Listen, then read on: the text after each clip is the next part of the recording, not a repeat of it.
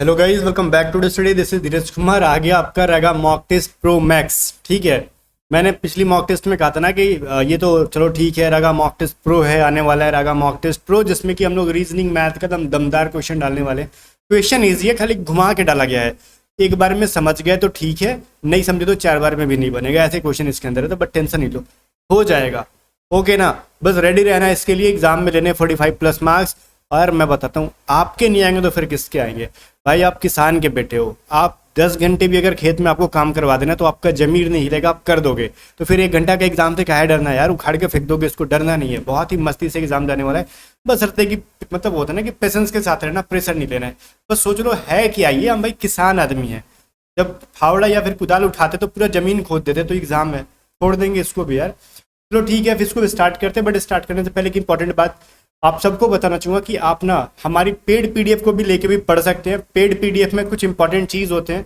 वो क्या चीज़ें होती हैं? वोकैबुलरी की पीडीएफ है हमारी, मैथमेटिक्स की पीडीएफ है हमारी, वाई ग्रुप के लिए करंट अफेयर है। करंट अफेयर के साथ जीके फ्री मिल जाता है करंट अफेयर लेने पर। और इसके अलावा रीजनिंग की भी पीडीएफ है।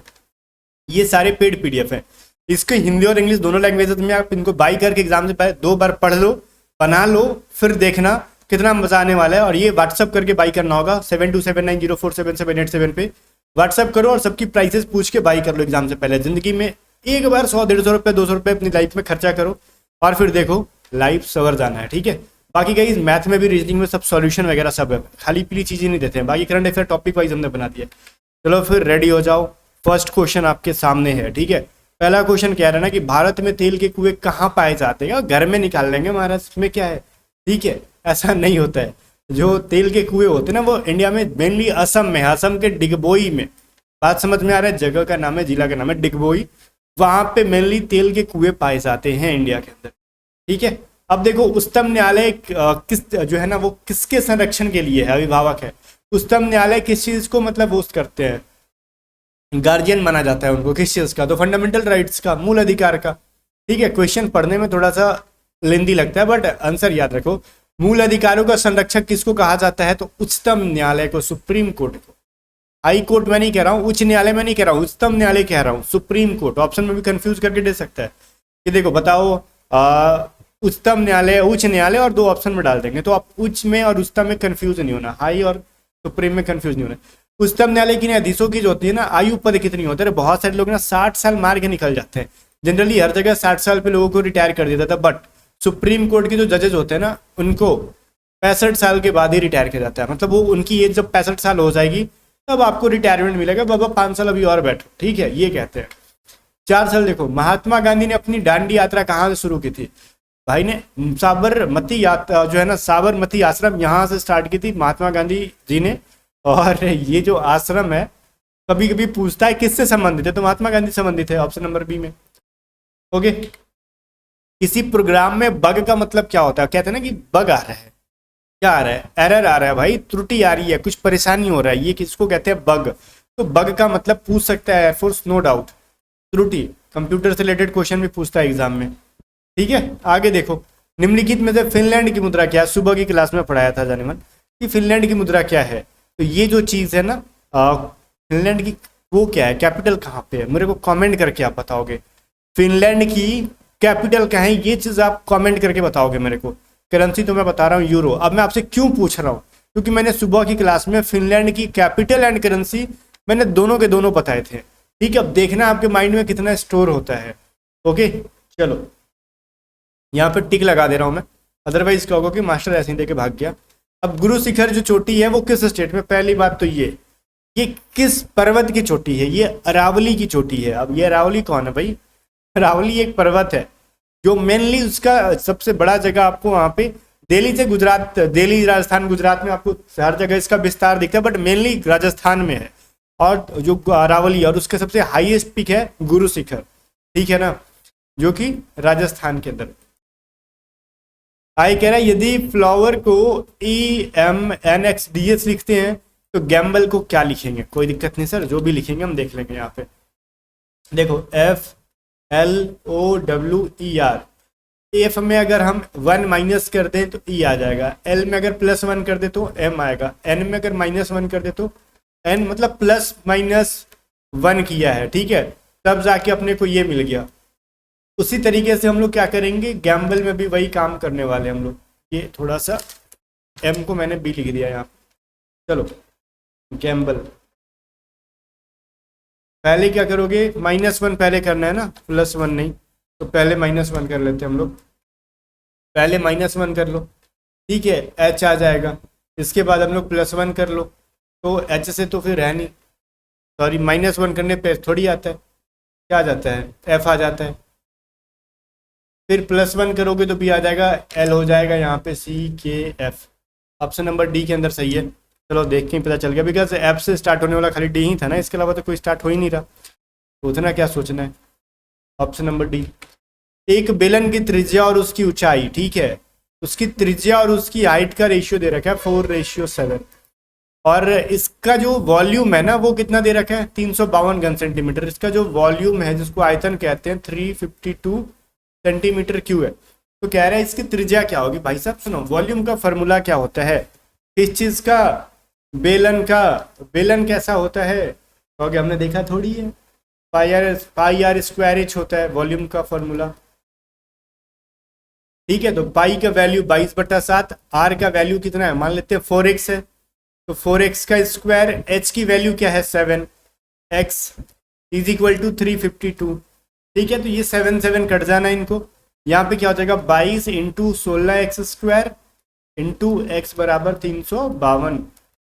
ये अगर हम कटाते हैं इसको 16 से तो कितने बार में कटेगा, 16 दूनी 32, 16 दूनी 32 और 22 कट जाने हैं, x बराबर क्या आ जाएगा 1 आ जाएगा।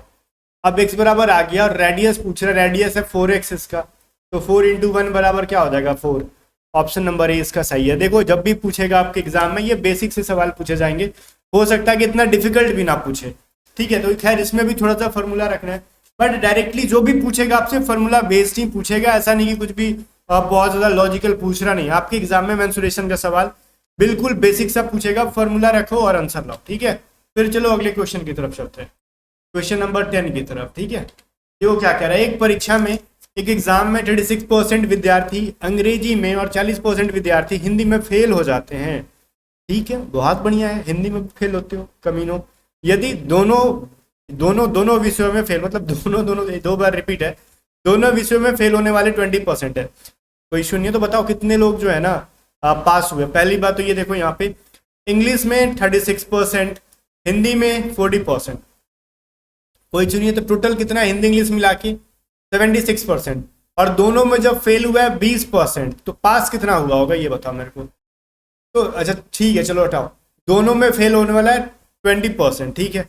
तो एग्जैक्टली आप क्या करोगे ना, दोनों को मिला के जो 76 आ रहा है, आप उसमें से 20 को घटा लो, ये टोटल मिला के 56% फेल हुए। कुल कहने का मतलब ये है, टोटल जो है 56% फेल हुए, तो पास कितने हुए होंगे। टोटल 100% में से 56% घटा लोगे तो यहाँ पे आ जाएगा 44। अब कुछ लोग सोचते हैं ना कि देखो जब दोनों मिला के 20% फेल है, तो हम क्यों ना सीधे सीधे 100 में से 20 घटा के 80 कर दें, वही प्रॉब्लम हो जाएगा। तो जो हिंदी इंग्लिश दोनों में फेल है उनको जोड़ो, और फिर जो दोनों में फेल है उनमें से घटा दो, तो टोटल फेल निकल जाएगा। तो टोटल पास निकाल लो 100% में से घटा के।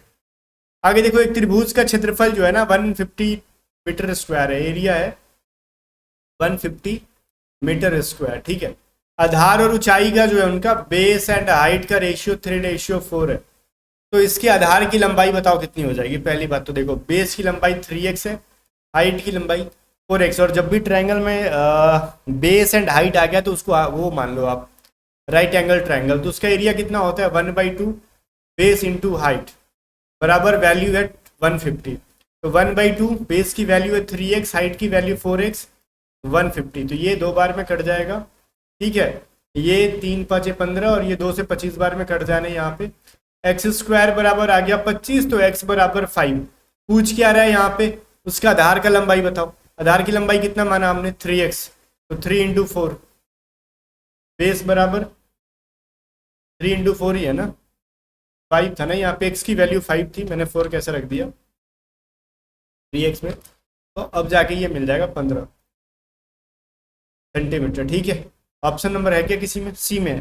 देखो सी के अंदर एग्जैक्टली ये चीज़ दे रखा है, तो फिर मुझे नहीं लगता कि इसमें कोई प्रॉब्लम है। चलो 12th नंबर देखो क्या कह रहा है, महात्मा गांधी ने अपनी दांडी यात्रा कहाँ, अरे रिपीट हो गया क्वेश्चन पे ये। कहाँ से शुरू किया था? साबरमती आश्रम से, ठीक है ना। चलो आगे कह रहा है ये बताओ, ये फिगर जो है अगला फोटो कौन सा आएगा इसके अंदर? ये फिगर पहले ये था, फिर ये था, फिर ये था, फिर ये था, तो अगला क्या हो जाएगा? देखो ये करके दिखाऊं कि क्या करके दिखाऊं? पहले भाई साहब यहाँ पे थे, फिर 2 पोजीशन पीछे गए, मतलब ये यहाँ पे और नहीं, मतलब यहाँ पे आ गया, यहाँ पे था और यहाँ आ गया, एक के गैप के बाद। फिर देखो, अच्छा कुछ नहीं कर रहा है इस सवाल के अंदर, देखो पहला यहाँ पे इस तरीके से है, फिर ये यहाँ पे, मतलब रिपीट कर रहा है। बताओ पहले ये आएगा, फिर ये आएगा, फिर ये आया, फिर ये आया, तो अभी किसकी बारी है? अब इसकी बारी आने की। तो कौन सा फिगर ऐसा है जो कि किसकी तरह, इसकी तरह है दिखने में? वो कहीं लोग दिख रहा है कि आपको? ऑप्शन नंबर सी के अंदर है। बस कुछ नहीं किया गया, बस 1-2 फिगर को अप डाउन कर रहे हैं, मतलब आगे पीछे। अब देखो यहाँ पे क्या चीज़ है, कह रहा है काल फ्लावर ब्लम। पहली बात तो मैं इसको लिख के बताऊंगा, कल मैंने थोड़ा सा काम चोरी किया था बताने में, कुछ लोगों को कंफ्यूजन हो गया था। मैंने सोचा क्वेश्चन में चलो कटा वटा के बता देते हैं, बच्चे मतलब हार गए, कह रहे हैं सर समझ में नहीं आया। सुनो कैसे बनता है ये, एग्जाम में ऐसे लिखोगे आप, काल फ्लावर प्लम, ओके। इसको, इसका मतलब क्या है ना, flower, FLOWER, flowers smell sweet, ऐसे लिखोगे। फिर लिखा है ब्रान काल निफ्ट, इसका मतलब होता है ना बॉक्विट ऑफ फ्लावर्स, ओके। तो अब कह रहे हैं बताओ एग्जैक्टली किसका हम लोग ना मीनिंग बता सकते हैं, ठीक है, किसका कोड बता सकते हैं। तो ये चीज दोनों के अंदर क्या कॉमन है? काल इसमें भी है, काल देखो इसमें भी है, इसके अलावा कुछ भी दोनों में कॉमन नहीं है। तो इन दोनों में जो कॉमन होगा वही है, तो दोनों में फ्लावर है छुपा हुआ, तो इसका मतलब काल का मतलब होता है फ्लावर, ठीक है। हमने काल का अर्थ निकाल लिया, बाकी किसी का नहीं निकाल पाएंगे, ठीक है। तो काल का अर्थ हमने निकाल लिया, तो ऑप्शन नंबर डी यहाँ पे सही है। 50 नंबर क्या रहा है? 19 2 38, ऐसा तो चल रहा है। 19 को 2 से मल्टीप्लाई करोगे 38 आएगा, 38 को 3 से करोगे 114 आएगा, 114 को 4 से करेंगे तो 546 आएगा। अगला क्या हो जाएगा? पहली बात तो ये, अगला सोच रहे होगे ना कि 1824 या फिर 1456 करें, तो गलत है, ठीक है। एक बार मैंने बता दिया था इस चीज को लेके, बट वो कब होता है? जब आगे 5 होता है तब ना, ठीक है। तो 5 है नहीं, तो आप अगर हम ये सोचेंगे हम पीछे वाले से मल्टीप्लाई कर देंगे तो काम तो नहीं चलने वाला, बिकॉज 19 के पीछे वाले तो कुछ है नहीं, तो फिर मल्टीप्लाई कैसे कर दिया? तो ऑब्वियसली समझ में आ रहा है, पहले 2 3 4, अभी 5 आना लाजमी है यहाँ पे, करेक्ट आंसर 5 हो। चलो 16 नंबर क्वेश्चन देखते हैं। अगर हम इंसर्ट INSERT को लिखते हैं JOTFSU, ठीक है, तो फिर उसी प्रकार से हम लोग पेंट्रेट में क्या लिखें? पेनेट्रेट, पेनेट्रेट को क्या लिखेंगे? देखो सब में हमने एक एक ऐड कर दिया, इसमें भी सब में एक एक ऐड कर दो, आपका आंसर आ जाएगा। मतलब आई में एक बार आगे जाओगे J, N के बाद O, S के बाद T, E के बाद F, R के बाद S, T के बाद U, P के बाद जाओगे तो क्या मिलेगा? Q, E के बाद F, N के बाद O, E के बाद F, T के बाद U, R के बाद S, A के बाद B, T के बाद U, E के बाद F। लो आ गया आंसर। कहाँ पे भैया? BUF लास्ट में, सब में है मानते तो, ए में बी है, सी में बी, डी में, तो अब क्या करें? कुछ ना करो, शुरू में देखो QFO कहाँ पे, तो QFO D है, QFA में तो ये नहीं होगा, QFO C में है, QFO A में है, और OF है इसमें अंदर, FOF, और मतलब यहाँ पे F के बाद U है, तो U वाला कहाँ पे? A के अंदर है, बिकॉज C के अंदर F भी है ना कि U है, तो करेक्ट आंसर 16 का A हो जाएगा। आ रहा है बात समझ में? ओके। 17 नंबर देखो, उसकी आय पूछे जाने पर एक व्यक्ति ने उत्तर दिया कि उसकी आयु जो है ना वो प्रथम 15 प्राकृतिक संख्याओं के योग है। मतलब ऐसे तो लड़कियां करती हैं भाई, अपना एज नहीं बताती, कुछ भी बता देंगे। अब ये लड़कों को भी कब से ये शौक चढ़ गया भाई, हम नहीं बताएंगे एज क्या है, निकाल लो खुद से जाके। 15 प्राकृतिक जो संख्या होता है ना वो जोड़ लेना और बता देना, ठीक है। 15 नेचुरल नंबर्स तो भाई छोड़ो, n नेचुरल नंबर्स के जो जोड़ने का तरीका क्या होता है? n into N plus 1/2। 15 जोड़ना है तो क्या करोगे? 15 इंटू 15 प्लस में 1/2, मतलब 15 इंटू 16/2, ये 8 से कर दो तो 15 8 120, तो 120 साल का बुढ़ऊ, एज नहीं बताते हो, ज्यादा बुढ़ारी में सठिया गए हैं, ठीक है। आगे देखो, अगला क्वेश्चन देखते हैं। 18 नंबर क्वेश्चन है, ये पूछ रहा आपसे कि बताओ इसका क्या आंसर हो जाएगा एग्जैक्टली। मतलब ये नॉन वर्बल क्वेश्चन है कि यहाँ पे क्या आ जाएगा, ऐसे ऐसे चल रहा है। तो पहली चीज तो मैं पेन का कलर बदलता हूँ, थोड़ा येलो येलो, रेड रेड कर लेते हैं। अब देखो, हाँ रेड रेड हो गया। देखो पहले एक सिंगल लाइन था, फिर नीचे एक एरो आया, एरो के नीचे एक सिंगल लाइन, फिर सिंगल लाइन के नीचे एक एरो, फिर एक सिंगल लाइन, तो अब नीचे में एक एरो होना चाहिए। अब सुनो यहाँ पर, अगर यहाँ पे एक एरो बढ़ा देते हैं हम लोग, तो 1 2 3 4 5 5 लाइन्स होने चाहिए जिसमें कि नीचे एरो। तो नीचे एरो देखो इसमें है, तो बट ये मैटर नहीं करता बिकॉज ये लेफ्ट में देख रहे हैं, अपने को राइट में देखने वाला एरो चाहिए, तो वो सी के अंदर है और कुछ नहीं। तो 18 का सी करेक्ट आंसर है भाई। 19 नंबर कह रहे हैं ना कि अगर एक फोटो को दूसरे पे चढ़ा के रख देंगे तो कैसा नजर आएगा। कुछ लोग कहेंगे ए होगा, कुछ कहेंगे बी होगा, कुछ कहेंगे सी होगा, कुछ होगा डी। नहीं, ऐसा नहीं। अगर एक दूसरे को चढ़ा के एक दूसरे पर रख भी देना, तो पहली बात तो ये तो पूरा कवर कर लेगा ब्लैंक वाले को, तो ये फिल हो जाएगा, तो ये तो सी नहीं होगा। क्लियर। अब देखो हमको नीचे वाले फोटो सब में सेम है, तो उसके बारे में सोचना ही नहीं। ओके ना। अब देखो इन दोनों को अगर एक दूसरे पे चढ़ा के रखोगे तो कैसा बनेगा, ये वाला और ये वाला चढ़ा दोगे तब ऐसे, फोटो भी नहीं बन रहा हमसे यार, नहीं बन रहा है मेरे से, ठीक है रहने देते हैं इसको। ऐसे ऐसे, मतलब ये बीच में एक गुलदस्ता टाइप का बनेगा, तो जो कि ये तो नहीं होगा, ये भी नहीं होगा, तो या तो बी या फिर डी, इन दोनों में से कोई एक होना है। जब ये दोनों एक दूसरे को क्रॉस कर रहे हैं तो फिर ऑब्वियसली ये अगर हम चढ़ा के रखेंगे तो ये भी एक दूसरे को क्रॉस ही करेगा। ठीक है। अब कहोगे सर तो ये है तो क्यों ये दोनों एक दूसरे को क्रॉस क्यों नहीं करे, बिकॉज इनका बेस जो है ना एक दूसरे से चिपक जा रहा है, प्लेन है, इनका बेस वैसा नहीं है, तो एक दूसरे पे चढ़ जाएंगे, ये ओवरलैप करेंगे। करेक्ट आंसर डी ही देगा आपका। ठीक है, तो डी जो है बिल्कुल भी आपका करेक्ट आंसर है। ओके जनाब, चलो फिर आगे देखते हैं। 19 का क्या है, डी। पेन का कलर चेंज कर लो पहले, येलो येलो। अब कह रहे हैं एक वह एकल छूट ज्ञात करो, मतलब सक्सेसिव डिस्काउंट देना है। तो मैंने फॉर्मूला पढ़ाया था ना, 100 into 100 minus D1 by 100 multiply 100 minus D2 by 100। ये बड़ा क्वेश्चन देता है, मैं इसलिए मैं मॉक टेस्ट में हमेशा ऐड करता हूँ इसको। डॉट डॉट डॉट इंटू 100, ये निकाल लूँ तो 100। 100 मिनट से अगर D1 घटाओगे तो मतलब 20 घटाओगे तो कितना मिलेगा, 80 मिलेगा, तो 80/100 करो यहाँ पे। फिर अगला क्या है, 10 घटाओगे तो 90 मिल जाएगा। अगला 5 घटाओगे तो 95 मिलेगा, और इनको क्या करोगे आप 100 से करोगे तो ये सीधे सीधे कट जाएंगे, इनके 2 जीरो कट जाएंगे, और ये 4 के टेबल से 2 बार में कटेगा, और ये 25 से कटेगा, तो ये 5 बार में कटेगा, और ये 19 × 5 = 95। अब 19 दूनी 38, और 38 को ना देखो ये माइनस होता है, यहाँ पे मैंने एक चीज़ मिस्टेक किया, ये माइनस होता है। 100 माइनस, तो 19 और 9 और 2 को मल्टीप्लाई करने पे क्या मिलेगा, ये थोड़ा सा प्रॉब्लम वाला काम मिल गया। इतना बड़ा कैलकुलेशन सर कैसे करें, कुछ नहीं करोगे आप। देखो हाँ ये बताओ, 19 दूनी 38 होता है ना, और 38 को सीधे 19 से मल्टीप्लाई कर दो, 442 होता है।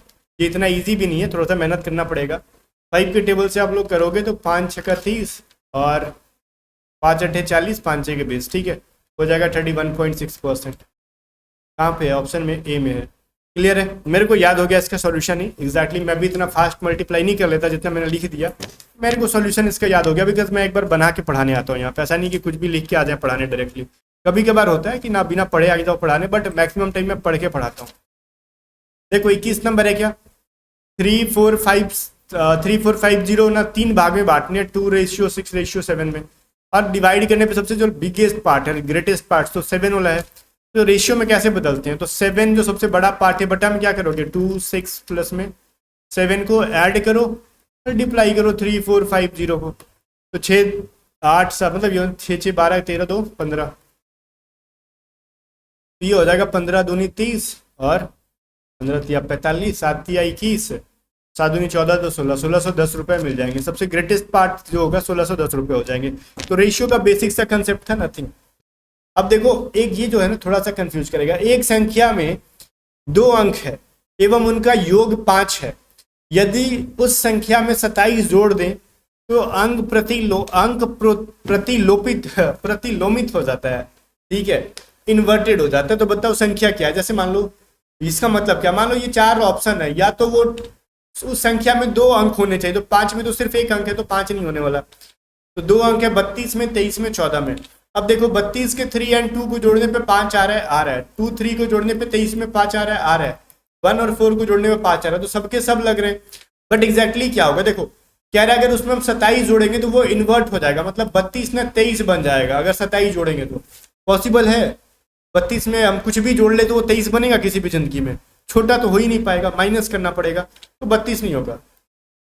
23 में अगर हम वो अंक को जोड़ते हैं ना, 27 जोड़ेंगे तो ये 32 बन जाना चाहिए, मतलब 3 और 2 अलग अपना अपना पोजीशन चेंज कर लेंगे, तो ये भी पॉसिबल नहीं है, क्योंकि खुद जोड़ के देख लो ये 50 बन रहा है। अब 14 बचा, तो 14 में अगर हम 27 जोड़ते हैं तो ये 41 बनता है कि नहीं, ये चीज़ देखो अगर ऐड करके ये 41 बन गया, तो करेक्ट आंसर क्या हो जाएगा, इन्वर्ट हो जा रहा है, ऑप्शन नंबर डी सही है।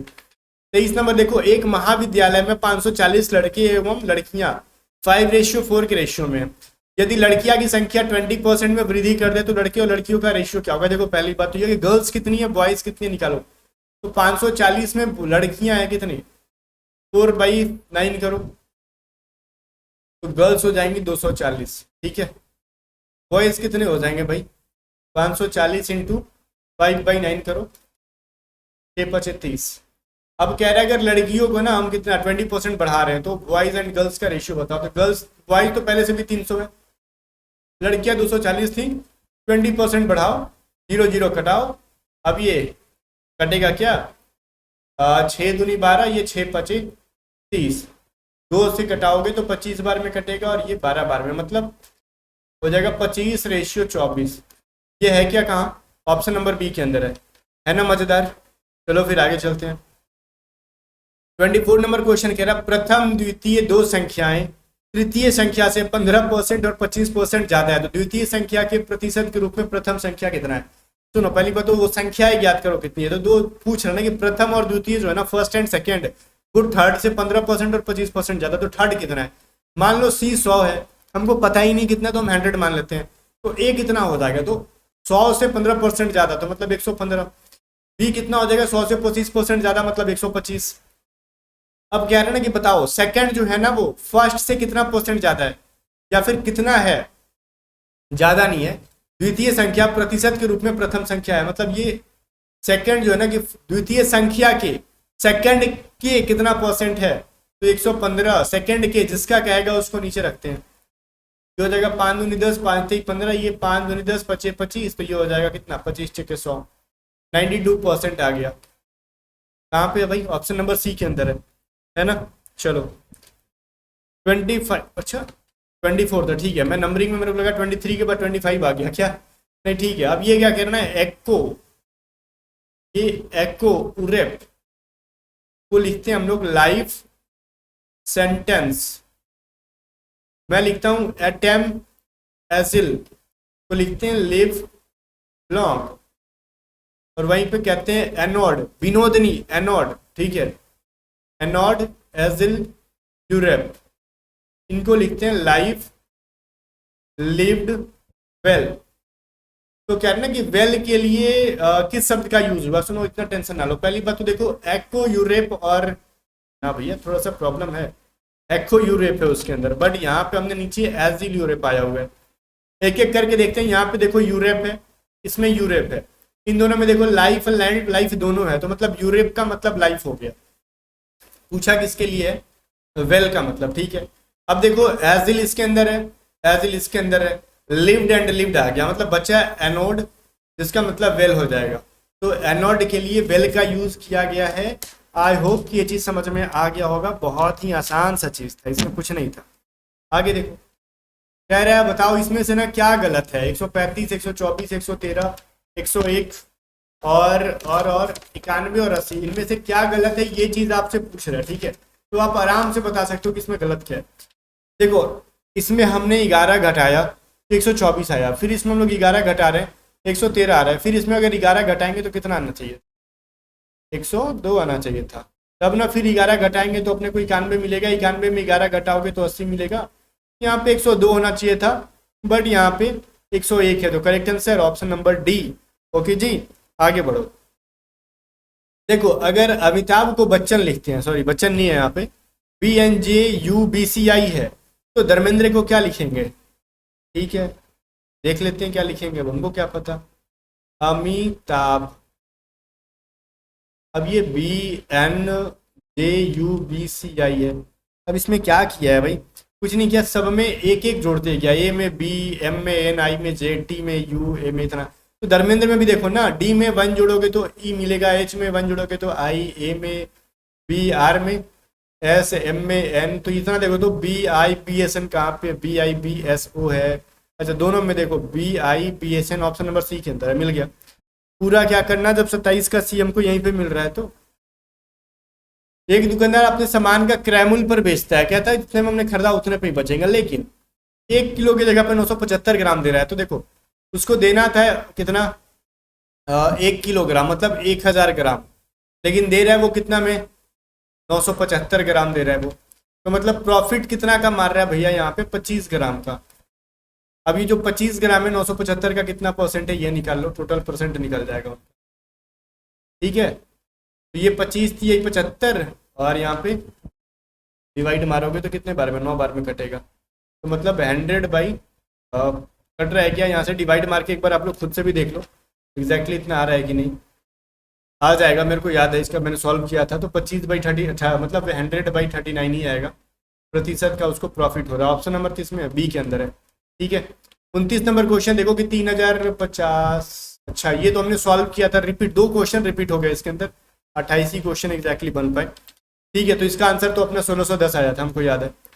अब कह रहे 4 वर्ष पहले राम और श्याम दुगना, राम जो है ना श्याम से दुगना बड़ा था। अब 4 साल पहले क्या हुआ था, राम जो है ना वो श्याम से दुगना बढ़ा था। राम और श्याम का रेशियो क्या था, अगर श्याम x का था तो राम 2x का था, ये कह रहे हैं। ओके ना, अभी से 6 साल के बाद जो है ना राम जो है श्याम से केवल कितना 1.4 गुना बढ़ा होगा। तो प्रेजेंट में एज कितना उनका, प्रेजेंट में मान लो 4 साल पहले का एज है 2x, तो प्रेजेंट में ये 2x + 4 हो जाएगा राम, और श्याम का प्रेजेंट में हो जाएगा x + 4। अब 6 साल बाद क्या होगा, 6 साल बाद 20 साल बाद, मूवी देखी हो भाई, 6 साल बाद देखो, मैं दिखाता हूँ अब आपको। ये राम का क्या था एज, है ना, इस 6 साल बाद हम लोग नीचे देखेंगे, ऊपर नहीं देखेंगे। ठीक है, 6 साल बाद क्या हुआ इनके साथ, तो पहले राम का और ये श्याम का, तो राम का कितना था 2x + 4 और श्याम का कितना था x + 4। तो 6 साल बाद के लिए 6 साल और जोड़ दो ना इनमें।